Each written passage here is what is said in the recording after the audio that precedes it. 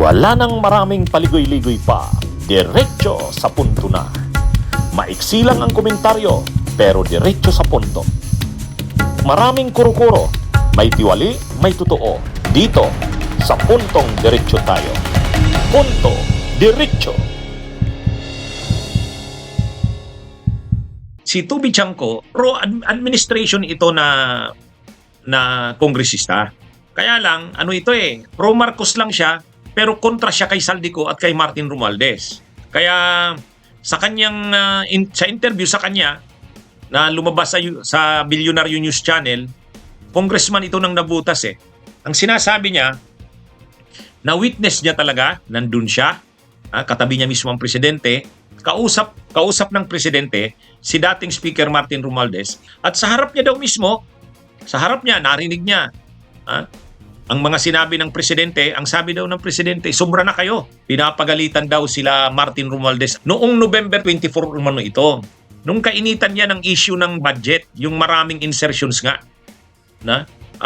Yan, ang pinag-uusapan diyan ng mga taong yan, November 2024, yung para sa 2025 budget, ay nakita na raw ng presidente na maraming ang mga insertions at para nga ito kila Romualdez at kay Saldico, medyo hindi pala medyo, sobra na daw, nagalit daw ang presidente, sabi ni Tubi Chanco.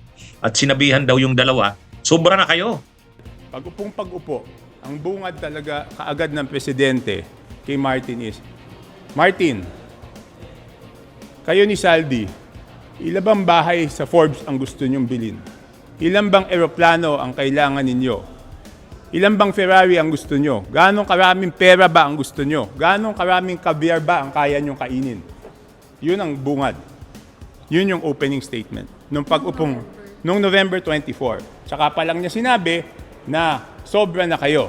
Lahat ng pera kinukuha niya. Pero yan yung opening statement niya. Yan yung unang-una sinabi niya na hindi ko din i-disclose kasi sabi ko napaka sakit ng mga salita, di ba? Ibig sabihin, ang unang isip ko, ulitin ko, papagalitan mo pala to, bakit sinama mo pa ako dito? Inuubos nyo na ang pundo ng bayan. Parang ganun yung yung sinabi daw ni PBBM dun sa dalawa. Ay kasi nga nakita na daw ng presidente na sobrang garapal naman ang ginagawa nila Saldico at ni Martin Romualdez. Ay sobra daw ang galit ni PBBM noon. Kaya dito, ang pinapakita dito ni Tubi Chanco, pinapanindigan ni Tubi Chanco na walang alam ang presidente at galit ang presidente sa mga pinagagawa nila Saldico at ni Martin Romualdez. Kaya yung mga nangyari daw na yan, na mga anomalya sa budget, mga maniobra sa budget, si Saldico lang daw yan at si Martin Romualdez. Sabi ni Tubi Chanco.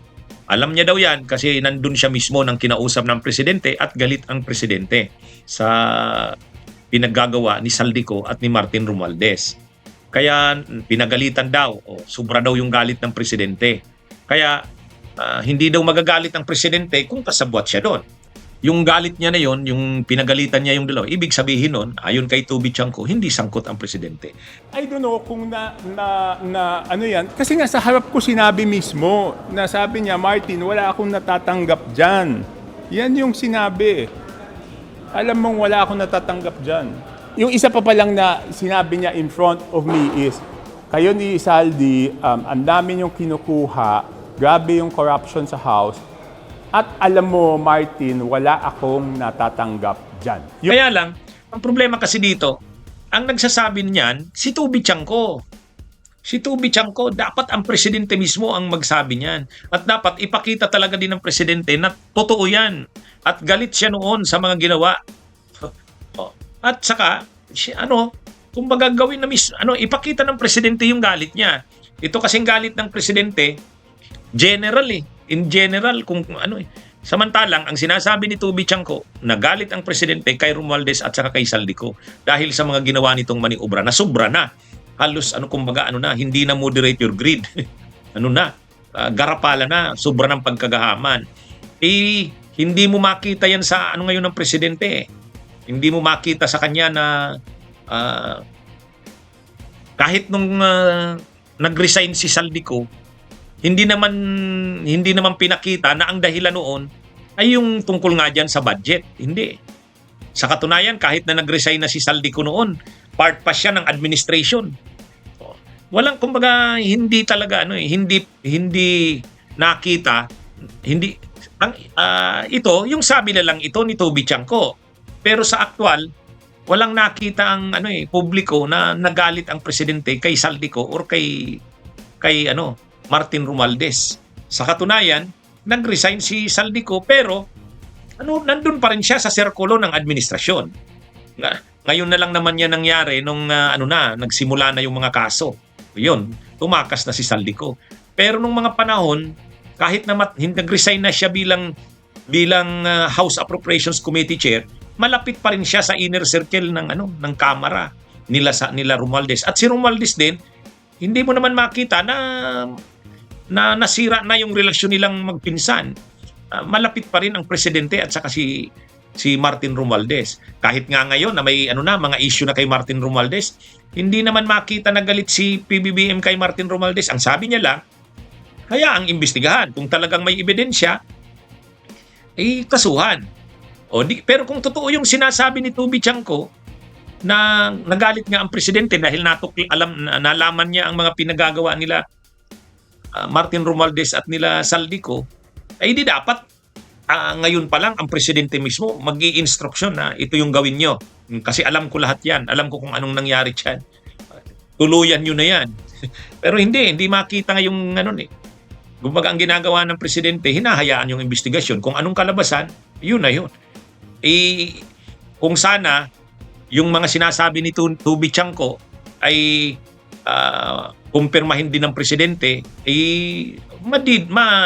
mapaparusahan talaga yung mga dapat maparusahan. Mapapabilis ang paggulong ng mga kaso. Kasi siyempre maraming alam ang presidente. Based sa sinabi ni Toby Chanco, may alam ang presidente na nagkakaroon na nga ng mga maniobrahan, ng mga sabwatan, parang sindikato na ang nangyari. Noon pa alam na ng presidente. So, mas mapapabilis ang mga investigasyon kung ang presidente mismo ay magsabi na ng mga nalalaman niya. Para mapabilis na yan. Kasi ang sabi ni Toby Chanco, alam ng presidente yung pinagagawa nila Martin Romualdez at ni Saldico. Kaya hindi naman yan yung parang walang alam ang presidente sa mga nangyari. Alam niya na ang ginagawa nila Saldico at nila Martin Romualdez pero hindi siya kasabwat doon. Yun ang sinasabi ni Toby Chanco. Hindi nang inabang ang presidente doon. Sa katunayan, nagalit pa nga siya. Di dapat ipakita ng presidente yung galit niya.